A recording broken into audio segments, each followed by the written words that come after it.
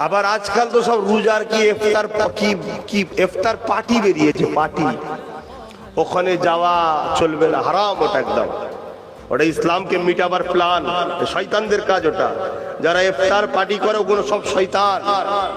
শুনছেন না? এই কথা শুনছেন তো নাকি?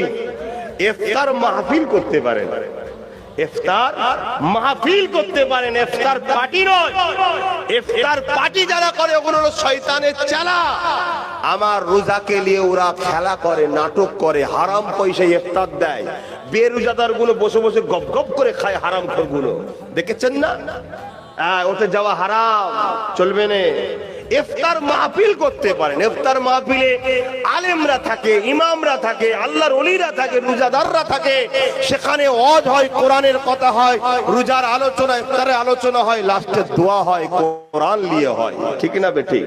সেখানে যাবেন, একসাথে বসে সবাই খাবেন, খুশির কথা, তো আনন্দের কথা। কথা বুঝে আসছে? আজকাল অনেক রকম চক্রান্ত চলছে, হালাল পয়সা। আমি তো রোজার মাসে কোনো জায়গায় যেতে চাই না, যদিও বা কিছু কিছু জায়গায় এই ফুরফুরা শরীফ আহলে সুন্নাত ওয়াল জামাত বলে একটা আমি দল করি, জানেন তো? এটা আমার সংগঠন, এটা রাজনীতির দল না, এটা ধর্মীয় সংগঠন। ফুরফুরা শরীফ আহলে সুন্নাত ওয়াল জামাত, এই সংগঠনের অনেক ছেলে আছে, অনেক ইউনিট আছে, তারা খুব চাপাচাপি করে।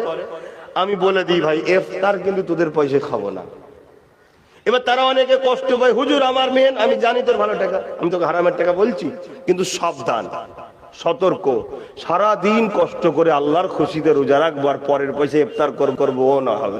তাদের চিনি গুলে শুধু শরবত খাবো, তাও ভালো, নিজের পয়সায় খাবো। তোমরাও এটা করো আমার ভাইরা। আমি কাউকে সন্দেহ করতে বলছি না, কাউকে সন্দেহ করতে, ভাই তোরও পয়সা হালাল, কিন্তু আমি রোজা রেখেছি আমার আল্লাহর জন্য।